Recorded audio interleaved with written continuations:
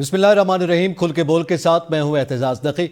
आज के प्रोग्राम में हम जिक्र करेंगे कि 26वीं आईनी तरमीम के हवाले से हुकूमत कमर बस्ता है। बार बार अज़्म का इजहार किया जा रहा है। मुसव्वदों और ड्राफ्ट के हवाले से गूंज सुनाई दे रही है। मौलाना फजलुर रहमान और हुकूमती जमातों के दरमियान जो है वो इत्तफाक की खबरें भी सामने आ रही हैं और आइंदा रोज़ इसे सेनेट में पेश करने का इंदिया भी दिया जा रहा है। दूसरी जानिब हम बात करेंगे कि पाकिस्तान तहरीक इंसाफ इस आईनी तरमीम के खिलाफ और अपने बानी की रिहाई के हवाले से मुल्क गिर एहतजाज का ऐलान भी कर चुकी है। तो इस पर हम बात करेंगे। पैनलिस्ट पे हमारे मौजूद हैं हमाद हसन, जावेद हुसैन, सलमान अनीस और बिशरत राजा। सबसे पहले तो मैं हमाद साहब आपसे जानना चाहूंगा, आप क्या समझते हैं आईनी तरमीम के हवाले से? इरफान सिद्दीकी साहब जो बात करें, आइंदा रोज 18 अक्टूबर को उन्होंने ये इंदिया दिया कि सेनेट में पेश की जाएगा इसका मुसवदा। पहले तो ये बताएं कि क्या मुसवदे पर इत्तफाक हो गया है? हुकूमती सफ़े जो हैं वो कितनी हद तक पुरएतमाद हैं? नकी ये कनेक्शन में मेरे ख्याल में कुछ प्रॉब्लम है, मुझे आपकी आवाज सही नहीं आ रही है। हमाद साहब, अब मेरी आवाज ठीक आ रही है आपको? जी जी, मैं अब आपको सुन रहा हूं। आप जरा प्लीज सवाल को रिपीट करें। फरमाइएगा। मैं ये जानना चाह रहा हूं कि आईनी तरमीम 26वीं आईनी तरमीम का मामला आपके इल्म में है और सेनेटर इरफान सिद्दीकी कह रहे हैं कि आइंदा रोज सेनेट में भी जो है वो पेश की जाएगी। तो क्या आप समझते हैं, उन्होंने एक इंदिया दिया है, क्या ये सूरत हाल है कि आइंदा रोज ये 26वीं आईनी तरमीम के हवाले से आइंदा रोज कोई मूवमेंट हो पाएगी, कोई पेशरफ्त हो पाएगी? ऐसी सूरत हाल दिखाई दे रही है आपको?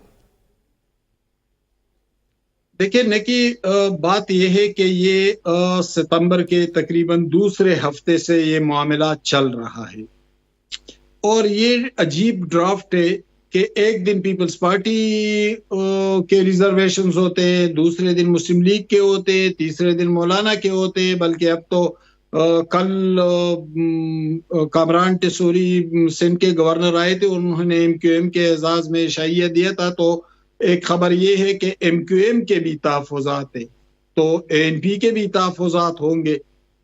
देखिए, यकीनन के जब कोई आईनी मामला होता है तो उससे पहले एक तवील मुशावरत होती है, लेकिन वो मुशावरत इस अंदाज से पहले तो नहीं हुई जिस तरह अब हमें देखने को मिल रहा है कि मौलाना, जिनके पास पार्लियामान में कोई इतनी बड़ी मेजॉरिटी भी नहीं है और सेनेट और कौमी असम्बली में उनके मेंबरान की तादाद भी बहुत कम है, तो बहैसियत सहाफ़ी मेरे लिए तो ये बात हैरतंगेज है कि फिर उनकी इतनी ज्यादा अहमियत क्यों है। उनकी अहमियत तो इतनी ज्यादा है कि उतनी सबसे बड़ी जो मेजॉरिटी पार्टी है उसकी भी नहीं है।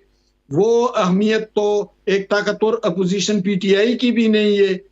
देखिए, मैं इसको इस तनाजुर में देख रहा हूं कि बुनियादी तौर पर मीडिया में डाइवर्ट किया जा रहा है। वो जो हाइब्रिड रिजीम ने जिस तरह मीडिया का मिजाज बनाया था, उसको डाइवर्ट करने के लिए गुज़श्ता 1.5 महीने से हम ये खेल देख रहे हैं कि फला राजी हो गया, फला नाराज हो गया, फला शिक निकाली गई, फला शिक। भाई, अगर ये मसला होता तो सियासतदानों के अंदर बहुत बसीरत होती है। वो किसी बंद कमरे में बैठ जाते हैं और फौरी तौर पर एक ड्राफ्ट तैयार कर जाते हैं। एक मामला तो ये है कि पीटीआई के ताकतवर प्रोपेगंडे को काउंटर करने के लिए इस इशू को गुज़श्ता 1.5 महीने से मीडिया में मुसलसल चलाया जा रहा है, वरना ये इतना बड़ा मसला भी नहीं है। गो कि मुशावरत लाजिमी है और मुशावरत होती भी है, रवायत भी यही है, लेकिन इस तरह की मुशावरत नहीं होती, बल्कि वो मुख्तलिफ जमातों के आपस में एक कोऑर्डिनेशन बढ़ती है और फिर उस पर जैसे 1973 के आईन में हुआ या फिर 18वीं तरमीम के हवाले से हुआ। लेकिन यहाँ पर सूरत हाल आईनी और मुशावरती से ज्यादा मीडियाई और सियासी लग रहा है। दूसरी बात ये कि आज वजीर आजम ने ये सेनेटर्स के एजाज में जोहराना था, तो क्या ये जोहराना दिया गया था या काउंट करना था कि सेनेट में कितने लोग हैं उनके पास? क्योंकि मेरे मालूमात के मुताबिक कुछ लोग मुनहरिफ भी हो रहे हैं। अभी जी, हुकूमती जमातों के हवाले से इत्तलात आ रही है। यकीनन नंबर्स गेम पे जरा बात करते हैं, लेकिन एक जानिब हम ये देख रहे हैं, मैं जावेद आपसे ये जानना चाहूँगा कि हुकूमत कह रही है कि मुसवदे पर किसी पार्टी को एतराज़ नहीं है, और बिलखसूस आपको पता है फिर वो मौलाना साहब की और बिलावल भुट्टो जरदारी की जो मुश्तरका तौर पर प्रेस कॉन्फ्रेंस भी सामने आई, इत्तेफाक की बातें हुई, फिर इख्तलाफ की गुज़िश्ता रात जो है वो जाती उमरा में मुलाकात के बाद मौलाना साहब ने कर दी।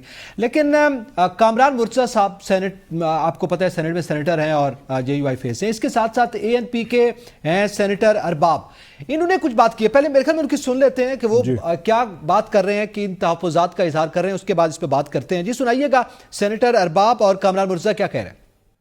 लोगों को प्रेशराइज करते हुए देखा है, लोगों के लॉजेस के बाहर 15-15 पुलिस वालों को खड़ा करके देखा है। मैं खुद गया उनके पास।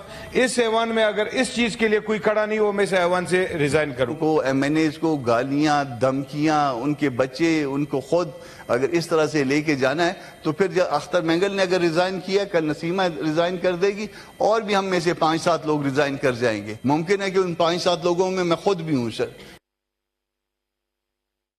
जी जावेद, आप क्या समझते हैं? यकीनन ये गुफ्तगू सुनी, आपके इल्म में भी है, तहफ़्फ़ुज़ात का इज़हार ANP की जानिब से किया जा रहा है, JUI की जानिब से किया जा रहा है, तो जिन पे तकिया था वही पत्ते हवा देने लगे क्या?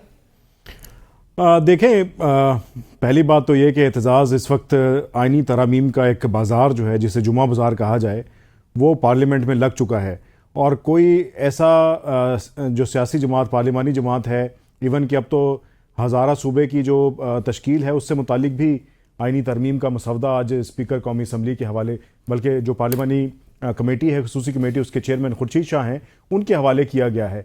तो इसी तरह देखा जाए तो तमाम सियासी जमातों के जो मंशूर में शामिल थी आइनी तरामीम जो वो चाहते थे, वो तमाम तर जो है वो आइनी मसवदे पार्लिमानी कमेटी को पहुंचा दिए गए, और इस हवाले से पीपल्स पार्टी की जानिब से एक ब्रॉडर जो कंसेंसस है उसको लेकर के ये तमाम तर सूरत हाल यहाँ तक पहुँची। लेकिन मसला यही है कि जैसे हमाद हसन साहब कह रहे थे कि सितंबर के दूसरे हफ्ते में ये जो है वो सारा सिलसिला शुरू हुआ था आइनी तरामीम का, यानी कि 15 सितंबर की वो तारीख थी, और 16 सितंबर की जो रात थी उस वक्त वो सारा मामला डिफ्यूज़ हो गया था, जिसके बाद फिर एक नया सिलसिला जो है वो मुलाकातों का, मुशावरत का शुरू हुआ, और एक बार फिर जो है मोमेंटम बनाया गया।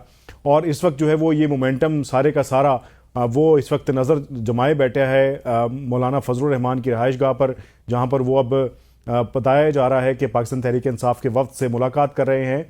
और ये जो बात आप कर रहे हैं, जो आपने आज सेनेट की कार्रवाई के क्लिप्स सुनवाए हैं, जिसमें कामरान मुर्तज़ा जो है वो एक तशवीशनाक बात की तरफ इशारा कर रहे हैं, इसी तरह से नसीमा एहसान जो हैं, जिनसे जो आज वज़ीर आज़म की तरफ से दिया जाने वाला जो ज़ोहराना था उसमें शरीक हुई, और बड़ा सरप्राइज़ था कि वो वहाँ पर शरीक हुई। इवन के BNP मेंगल जो है वो इस आइनी तरमीम की मुखालफत कर रहे हैं। जिसके बाद वो वहाँ से निकली तो रिपोर्टर्स ने उनसे सवालात किए, और उनकी जो बॉडी लैंग्वेज थी वो ये बता रही थी कि वो किसी प्रेशर में दिखाई दे रही थी, और इसका उन्होंने बरमला इजहार भी किया कि यकीनन उन पर एक प्रेशर है जो कि सबको दिखाई दे रहा है। वो उनके अल्फाज थे जो उन्होंने कहे। इसी तरह से इसी तमाम तर सूरत हाल का इजहार जो है वो सेनेटर कामरान मुर्तज़ा ने जो है वो सेनेट में कर दिया, और ये दिखाई देता है कि एक तरफ अगर एक कंसल्टेशन का प्रोसेस पार्लिमानी कमेटी बनाई गई, उसमें किया जा रहा है, तमाम मुशावरत का अमल, तमाम सियासी जमातों को ऑन बोर्ड लिया जा रहा है, तो दूसरी जानिब एक प्लान बी भी तैयार किया जा रहा है, और इसमें जो है वो फोकस इस वक्त जो है वो सेनेट है, और सेनेट में नंबर गेम पूरे करने हैं कि मौलाना फजलुर रहमान रात को अगर लेट नाइट वो कुछ ऐसा फैसला कर देते हैं कि वो किसी डिवीज़न बेंच या किसी बेंच या जो आइनी अदालतें हैं उनके क़याम के हवाले से किसी तरह तौर पर वो इस पर नहीं मानते, तो उनके जो 5 सेनेटर्स हैं उनकी जगह पर दूसरे सेनेटर्स कौन से एडजस्ट किए जाएंगे। तो इसलिए वो प्लान बी पर काम किया जा रहा है और उनको फिक्स किया जा रहा है, और इस हवाले से ये ग्रीवेंसेस हैं जो कि सेनेटर्स हैं। यकीन प्लान बी पर काम किया जा रहा है। इसी हवाले से सलमान, मैं आपसे जानना, बल्कि सलमान साहब आपसे सवाल से पहले हम डॉक्टर नसीमा जिसका जिक्र अभी जावेद हुसैन भी कर रहे हैं कि किस तरह से उन्होंने भी अपने तहफ़्फ़ुज़ात का इजहार किया है। आपका ताल्लुक BNP से है, जब हम सेनेटर डॉक्टर नसीमा की बात कर रहे हैं, सॉरी, तो उसमें उनकी जानिब से सिर्फ ये नहीं, प्रेशर नहीं, बल्कि वो गुफ्तगू करते हुए आपदीदा भी हो गई हैं। जरा सुनाइएगा क्या बात कर रही हैं डॉक्टर साहब। मसले हल हैं बजाय के मसाइल को और मजीद बड़ा और गहरा करें। जनाबे वाला शुक्रिया।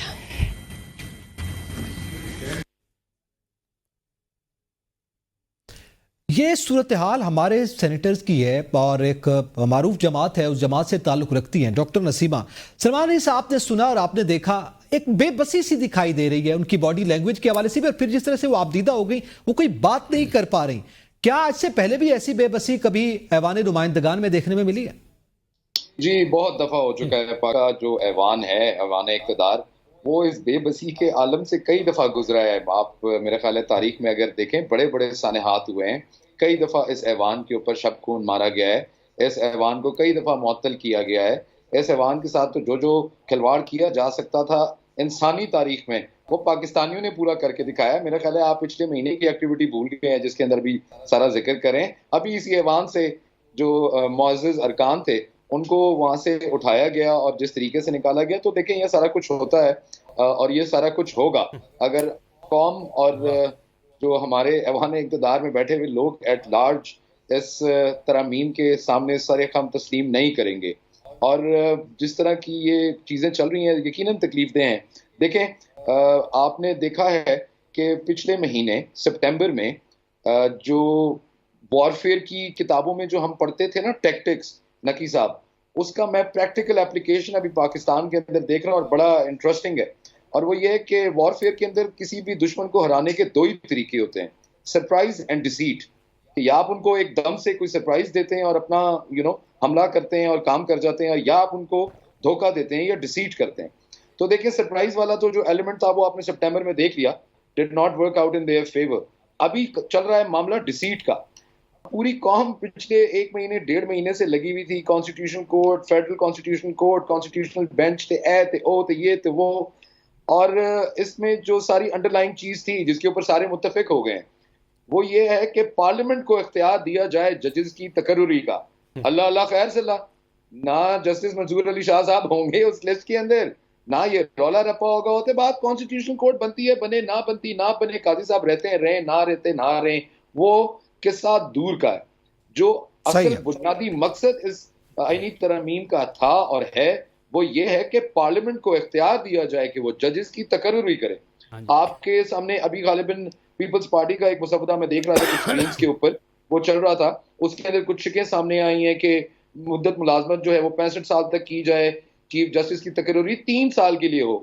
جی یہ مجھے بہت سی تجاویز پیپلز پارٹی کی بھی ہیں. پھر اسی طرح جو مشترکہ طور پر جس مسودے کی بات کی جا رہی ہے مولانا صاحب کا، اس میں بھی کچھ پوائنٹس اسی نوعیت کے سامنے آ رہے ہیں. اچھا اس میں بشارت راجہ صاحب سے میں جاننا چاہوں گا، اس میں ظاہر ہے یہ ساری تجاویز ہیں اب، لیکن ظاہر ہے وہ ابھی آنے والے دنوں میں کتنی میچور ہوتی ہیں، اس میں کون کون سی یہ شکوں پر ہی تو اختلاف چل رہا ہے. میں بشارت راجہ صاحب آپ سے جاننا چاہتا ہوں، بلکہ راجہ صاحب سے سوال کرنے سے پہلے میں چاہوں گا کہ chairman P T I barrister Gohar نے جو گفتگو کی ہے وہ بھی ہم سن لیں اور پھر اس پہ ذرا ڈیبیٹ کرتے ہیں. جی سنائیے گا بیرسٹر گوہر صاحب کیا کہہ رہے ہیں.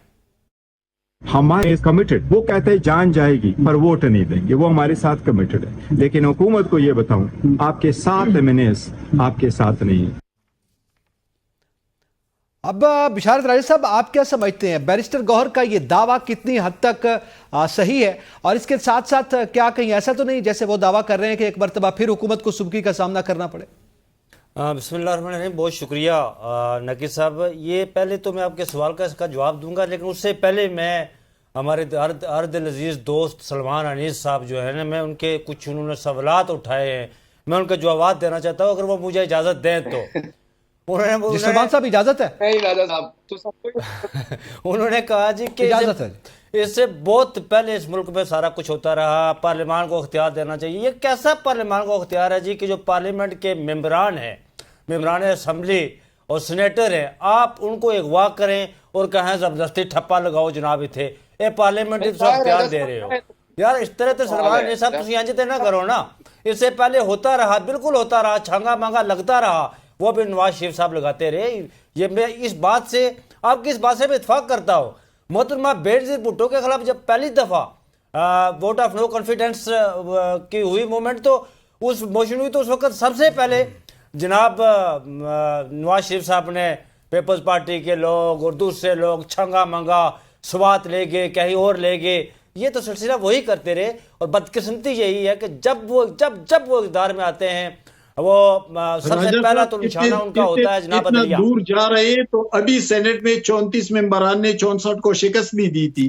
ہاں وہ غلط تھا نا، بالکل میں کہتا ہوں کہ وہ جو ہوا تھا وہ غلط تھا، جو اب بھی ہو رہا ہے اس کو بھی غلط کہیں نا. آپ یہ نہ کہیں کہ وہ جو ہو رہا تھا اس کو آپ جسٹیفائی کریں کہ وہ ٹھیک ہے اور یہ جو ہو رہا ہے یہ بھی ٹھیک ہے.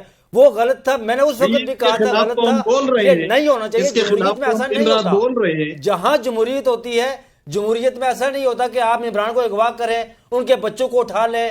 جس طرح کل وقاص اکرم صاحب کہہ رہے تھے کہ وہ ایک بچے کو پلاس سے اس کا وہ بال نوچ رہے تھے، اس کی ماں کو سنا رہے تھے. یہ کہاں ہوتا ہے؟ یہ تو کوئی کسی مذہب معاشرے میں چلیں اس پہ میرے خیال میں بشار راجہ صاحب پہلے سلمان صاحب سے جواب دے دیتے ہیں. کی بات کی میں یہ سمجھتا ہوں اس پہ بعد میں آتا ہوں. میں بشار صاحب اس پہ بعد میں آپ سے ڈیٹیل پہ کامنٹ لیتا ہوں.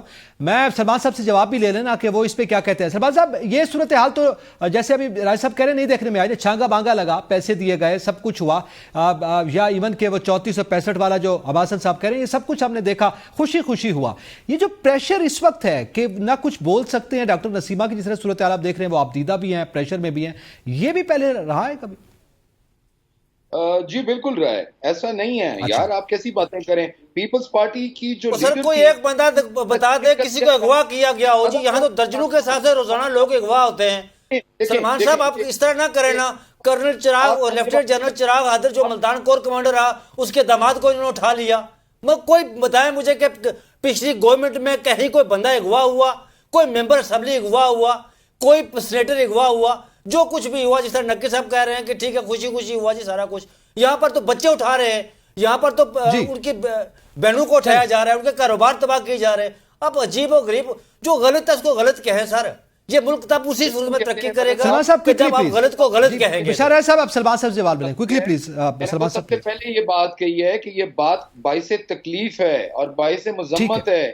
کہ آپ ایک مہینے پہلے دیکھیں ایوان سے آپ کے اراکین کو کس طرح جو ہے وہ ایبڈکٹ کیا گیا ہے. تو یہ باتیں تو بالکل ہیں لیکن غلط ہے، مذمت کر رہے ہیں نا. سلمان صاحب بھی مذمت کر رہے ہیں، میرے خیال میں اس کو تو پھر کوئی اختلاف اچھا میں بیرسٹر راجہ صاحب بیرسٹر گوئر والی بات بیرسٹر گوئر صاحب نے جو بات کی ہے نا، میں سمجھتا ہوں کہ نون لیگ کے کچھ اپنے سینیٹر جس طرح یہ احمد حسن صاحب کہہ رہے ہیں نا کہ وہ کوئی یہ ٹھیک کہہ رہے ہیں. جاوید صاحب نے بھی درست نشاندہی کی کہ بی پلان پر بھی وہ کام کر رہے ہیں کہ مولانا فضل الرحمان صاحب یا نون لیگ کے کچھ لوگ نہیں دیں گے تو پھر وہ تحریک انصاف. لیکن تحریک انصاف کے کچھ لوگ کمیٹڈ ہیں.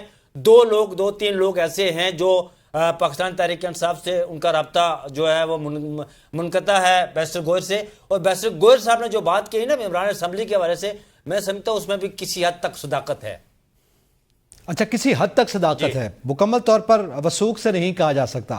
اچھا اب اسی میں حماد صاحب یہ معاملہ تو اپنی جگہ پہ ظاہر ہے، اپوزیشن کے تحفظات ہیں، پی ٹی آئی کے تحفظات ہیں، حکومت کے اپنے دعوے ہیں، یہ سب کچھ ہے. مگر اقوام متحدہ کے نمائندہ خصوصی کا جو اعتراض ہے اور جن تحفظات کا وہاں سے اظہار کیا جا رہا ہے، وہ ان کا یہ جملہ وہ یہ کہہ رہے ہیں کہ آئینی ترمیم جو ہے عدلیہ کی آزادی کو سلب کرنے کے مترادف ہے. اس پر کیا کہا جائے گا؟ دیکھیں نکی بات یہ ہے کہ ہمیں اقوام متحدہ کے رپورٹ کی بجائے پہلے اپنے سیاسی تاریخ کی طرف دیکھنا چاہیے. اقوام متحدہ اس وقت کہاں ہوتا ہے جب اس ملک میں 10 سالہ مارشل لاء لگتی ہے، جب اس ملک میں منتخب وزراء اعظم کو پھانسیاں لگتی ہیں، جب کوڑے برستے ہیں، جب قید و بند کاٹے جاتے ہیں. اب بھی جو کچھ ہو رہا ہے، بشارت راجہ صاحب بہت دکھی ہے لیکن ہم کہہ رہے ہیں کہ آج بھی غلط ہو رہا ہے. آج بھی غلط ہو رہا ہے. میرا سٹینڈ وہی ہے جو پہلے تھا کہ سیاسی قوتوں کو ہمیشہ دیوار سے لگایا گیا. سیاسی قوتوں کے اندر کبھی یگانگت اور یکسوئی پیدا نہیں ہوئی. یہی تو ہمارا رونا ہے. کل نواز شریف اسی جی ٹی روڈ پر نکلا اور کہا کہ ووٹ کو عزت دو، مجھے کیوں نکالا، سول سپرمیسی، آئین و قانون کی بالادستی. کہاں ہے وہ نعرہ؟ آج بھی ابھی تقریباً 2-3 گھنٹے 4 گھنٹے پہلے عمر ایوب تقریر کر رہے تھے قومی اسمبلی میں موجود تھا، تو اس نے ایک نام گنوایا.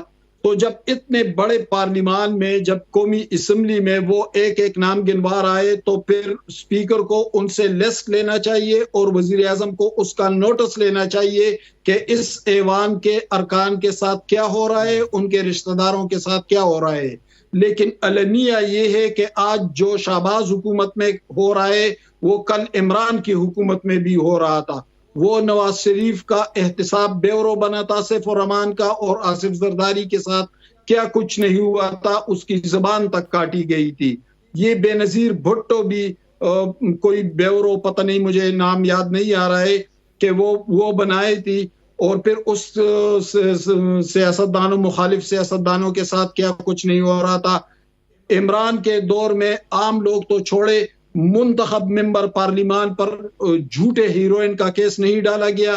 اس میں یہ نہیں کہ یہ صرف عمران خان کے ساتھ زیادتی ہو رہی ہے، زیادتی ہو رہی ہے تو ہم بول رہے ہیں، ہم چپ نہیں رہے اس پر، ہم کسی اور کے ساتھ کھڑے نہیں ہوئے۔ ٹھیک ہے حمازت صاحب یقیناً اس کی مذمت ہی کر رہے ہیں، لیکن ظاہر ہے یہ معاملہ بھی اپنی جگہ پہ ہے۔ اقوام متحدہ نے کوئی مسئلہ کشمیر والی بھی معاملات ہیں، باقی بھی ہیں، وہ کچھ کر نہیں پا رہا، لیکن بہرحال اس کے نمائندہ خصوصی کا یہ بیان عالمی سطح پر ایک رائے کے حوالے سے یقینی طور پر کچھ چیزوں کا اظہار کرتا ہے۔ میں جاوید صاحب اس پہ بھی آپ سے جاننا چاہوں گا۔ اور دوسرا، مولانا صاحب جو ہیں وہ جاتی عمرہ میں میڈیا سے گفتگو کرتے ہوئے کہتے ہیں کہ حکومتی مسودے سے نہ وہ کل متفق تھے نہ آج متفق ہیں، لیکن پیپلز پارٹی کا مسودہ بھی ان کے ساتھ تھا، اس حوالے سے کچھ اتفاق کی رائے کی بات کی جا رہی ہے۔ تو کیا نون لیگ کے مسودے پر ابھی بھی مولانا فضل الرحمان جو ہے وہ الگ ہے اور پیپلز پارٹی اور مولانا صاحب کسی ایک پیج پر ہیں؟ یہ کیا صورتحال ہے؟ جی، اعتزاز یہ ایک گورکھ دھندا ہے، اور یہ وہی ہے کہ لاہور میں ایک الگ مسودہ پیش کیا جاتا ہے، کراچی میں ایک الگ مسودہ رکھا جاتا ہے، اور جب مولانا صاحب یہاں پر پہنچتے ہیں تو پتہ چلتا ہے پارلیمانی کمیٹی میں ایک دوسرا مسودہ آ چکا ہے، اور حکومت کا ہر دوسرے روز ایک نیا مسودہ منظر عام پر آتا ہے۔ آج بھی کوئی 2 گھنٹوں کی ٹائمنگ میں تقریباً 2 مسودے جو ہیں حکومت کے مجوزہ طور پر وہ سامنے آ چکے ہیں، جس میں ایک ڈویژنل بینچ کی بات کی جا رہی ہے، اور دوسری جانب ایک الگ سے بینچ کی بات کی جا رہی ہے۔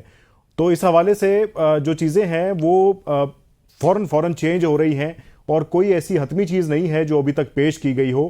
ایون کہ جو پارلیمانی خصوصی کمیٹی ہے اس کے کافی تقریباً 8 یا 9 اجلاس ان کیمرہ ہو چکے ہیں، اور آج جب ظہرانہ تھا وزیر اعظم کا، اس میں عرفان صدیقی صاحب جب باہر نکلے تو انہوں نے کہا کہ آج جزیات پیش کی گئی وزیر قانون کی طرف سے، وزیر اعظم نے اس جزیات پر بات کی۔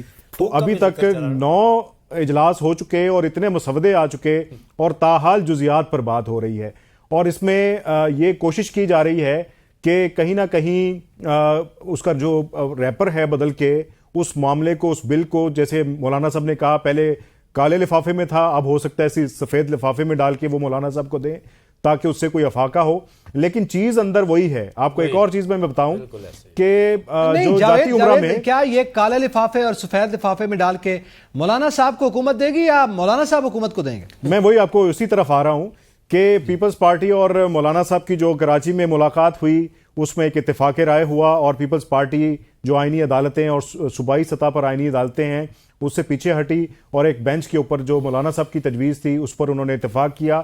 اس کے بعد وہ وہاں سے روانہ ہوئے اور لاہور تشریف لے آئے، اور میاں محمد نواز شریف صاحب کے جو ہے وہ عشائیے میں شرکت کی، اور وہاں پر جو ذرائع نے بتایا کہ رات گئے تک جو مشاورت چلتی گئی، جس کے بعد میڈیا ٹاک میں بہت ساری چیزیں ان کے جیسچر سے اور ان کے الفاظ سے واضح ہو رہی تھی، جس میں بلاول صاحب نے یہ بتایا کہ مولانا صاحب اور پیپلز پارٹی تو ایک پیج پہ ہیں، اب نون لیگ کو یہ فیصلہ کرنا ہے۔ دوسری جانب مولانا صاحب نے کہا کہ حکومت کا جو پہلا مسودہ تھا اسے ہم مسترد کر چکے ہیں۔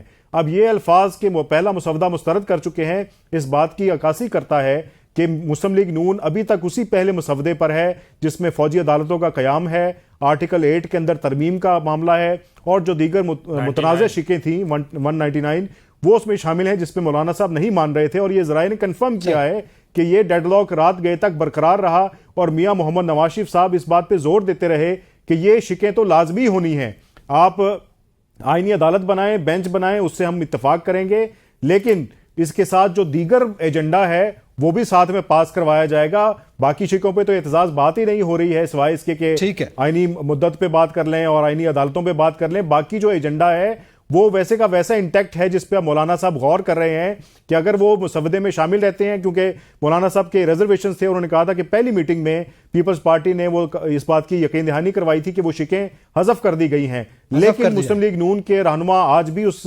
مسودے پر انہی شقوں پر انٹیکٹ ہیں، وہ انٹیکٹ دکھائی دے رہے ہیں۔ اچھا، ابھی یہ صورتحال جو ہے وہ غیر واضح ہے، اور دوسری جانب یہ بھی دعوے کیے جا رہے ہیں کہ وہ جو ہے سینٹ پہ بھی لایا جائے گا۔ اچھا، اس میں سلمان दूसरी जानिब सुप्रीम कोर्ट में मुजवजा आईनी तरमीम के खिलाफ दरखास्तें आपको पता दी गई थी। आमिर खान साहब ने आज वो दरखास्तें वापस ली हैं और चीफ जस्टिस साहब ने वहाँ पे मुकालमा करते हुए रिमार्क्स दिए। उन्होंने कहा कि आमिर खान साहब क्या आपको दरखास्तें वापस लेने के लिए वकील रखा गया?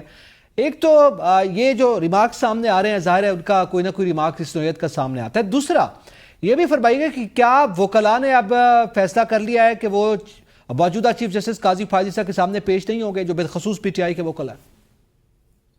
पीटीआई तो जी हमेशा से नॉन कॉपरेशन मूवमेंट के ऊपर रहता है। ये सारा का सारा जो खल्फशार है, जो डिजिटल मीडिया के ऊपर जो इसके ऊपर डिबेट चल रही है और जो बहस चल रही है और जिस तरह हमारे वी लॉगर्स वन साइडेड एक पूरा का पूरा नैरेटिव देते हैं, वो इसी तरफ जाता है। और आपको पता है कि पीटीआई ने एक पूरा का पूरा बेंचमार्क सेट कर दिया हुआ है कि ये जो नए जो काजी फाइज ईसा हैं ये हमारे अगेंस्ट थे और इन्होंने हमारे अगेंस्ट डिसीजन दिए हैं।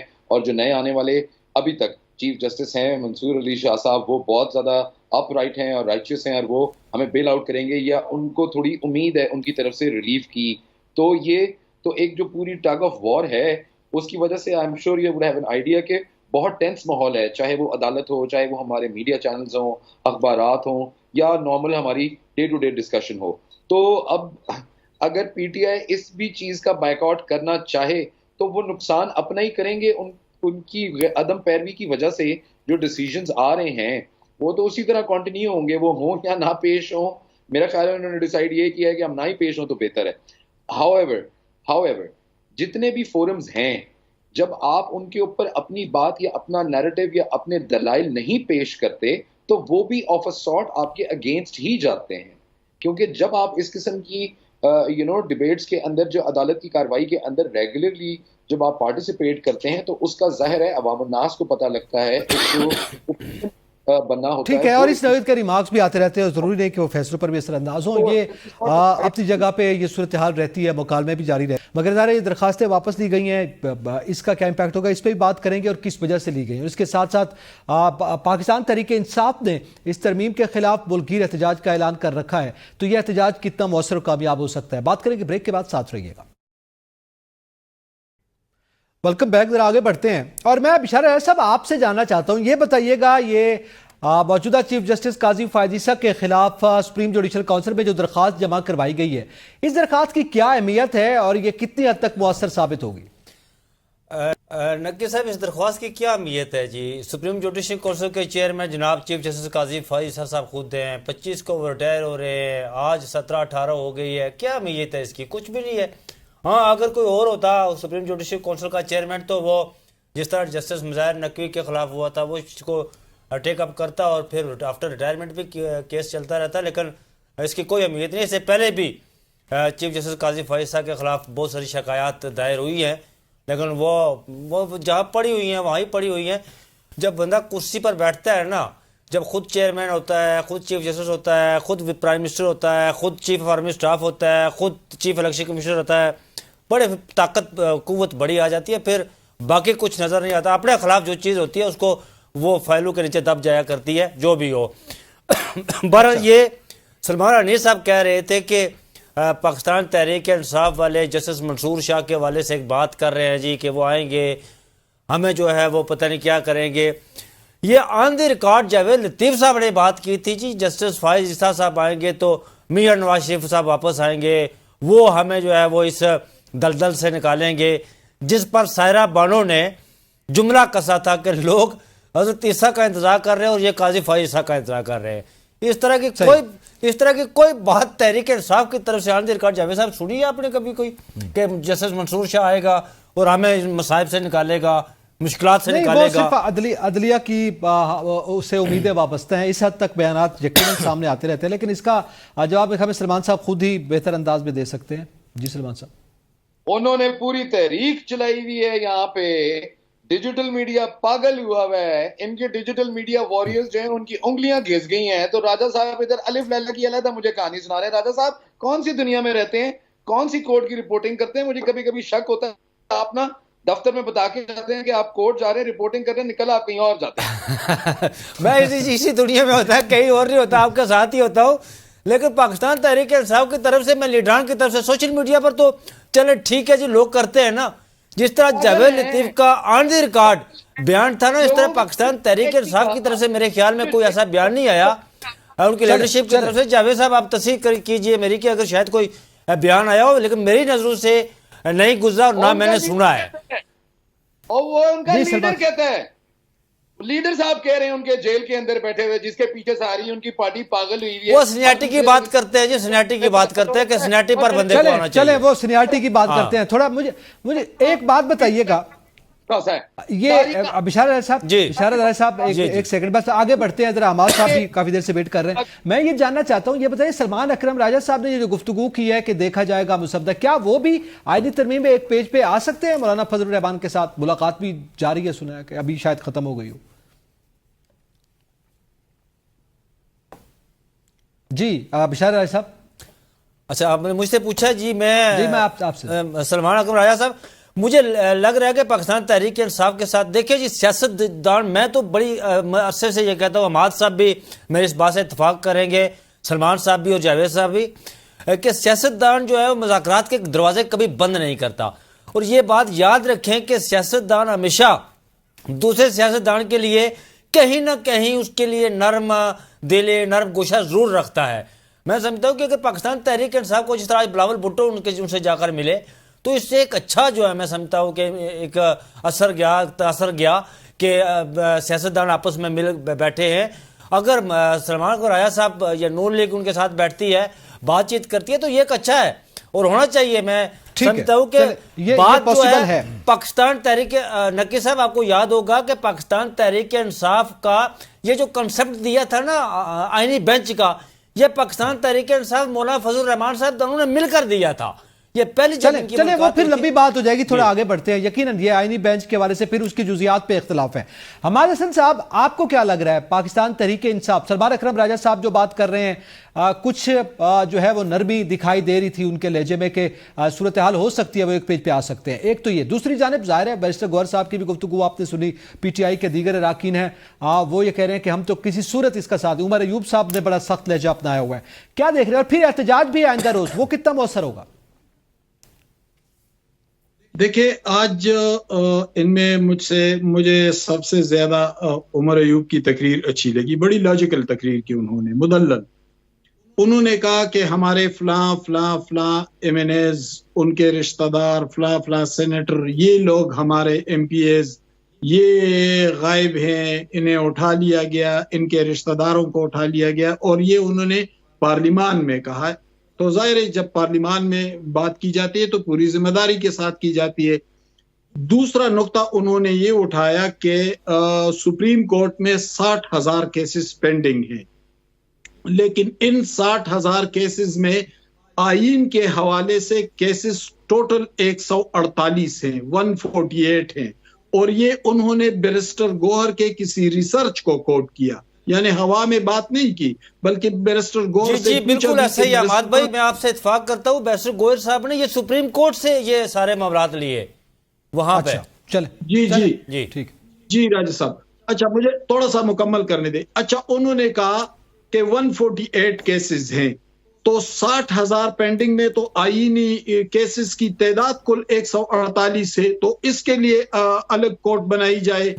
تھوڑی دیر بعد جب میں قومی اسمبلی کے گیٹ پر آ رہا تھا تو سردار لطیف کوسہ صاحب ملے, تو چونکہ وہ ایک معروف وکیل بھی ہے, میں نے ان سے پوچھا کہ عمر ایوب صاحب نے جو بات کی ہے تو اس کو کیا یہ پالیسی ہے آپ کی جماعت کی کہ آپ آئینی عدالت کے مخالف ہیں؟ تو انہوں نے کہا کہ وہ تو چھوڑیں, 148 کیسز ہیں, یہ تو زیادہ سے زیادہ 3 یا 4 مہینے میں ڈیسائیڈ ہو جائیں گے. جب یہ ڈیسائیڈ ہو جائیں گے تو پھر جس کے لیے آپ نے آئینی عدالت بنائی ہے وہ ججز کریں گے کیا؟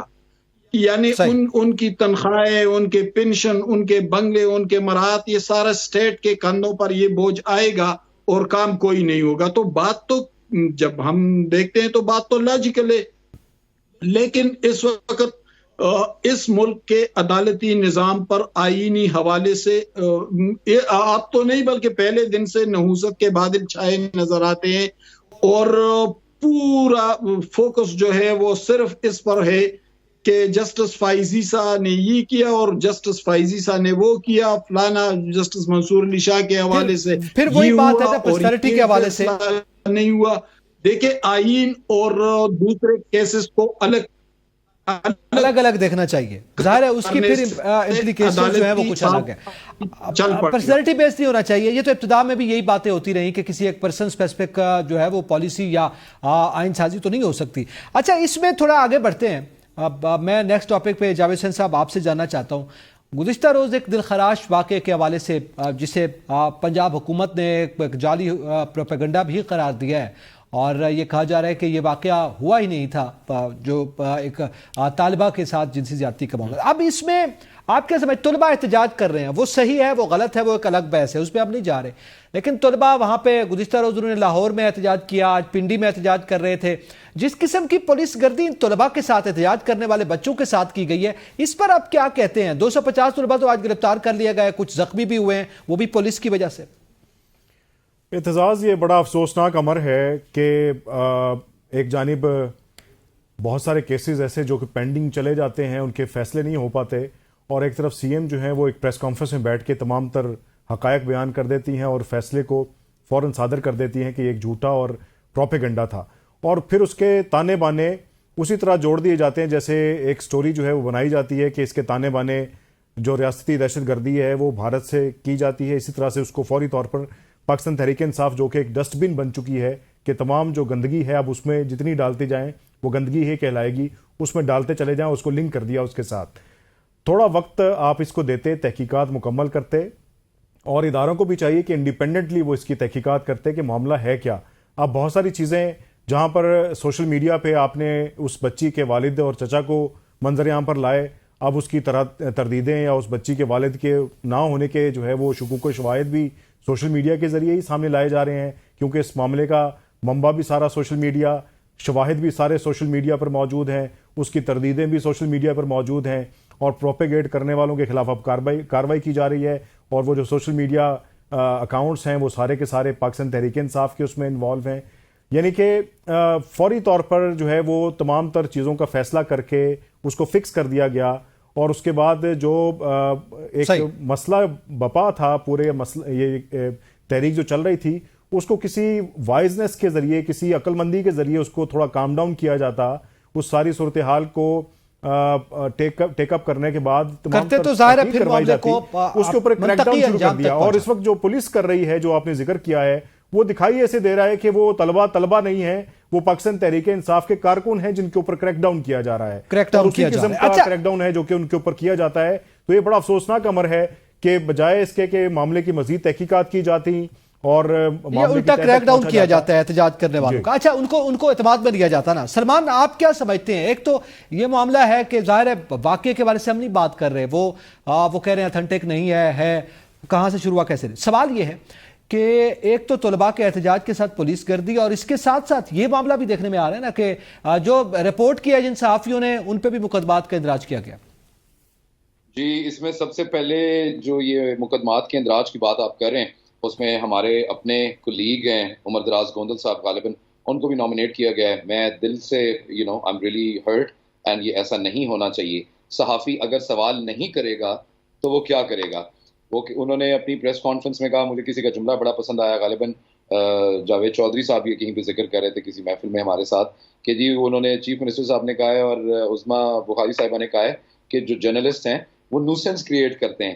تو انہوں نے کہا کہ جی جرنلسٹ کا تو کام ہے کہ وہ نیوز بھی کریٹ کریں گے اور سینس بھی کریٹ کریں گے، تو نیوز سینس تو وہ کریٹ بالکل کریں گے. اگر وہ یہ نہیں کریں گے تو وہ پھر وہ کیا کریں گے؟ تو جو یہ جرنلسٹ کے ساتھ خاص طور کے اوپر معاملہ ہو رہا ہے، یہ تو بہت زیادہ تکلیف دہ ہے. اب اس کا جو دوسرا فلپ سائڈ ہے اور پہلو ہے، اس کے دو پارٹس ہیں.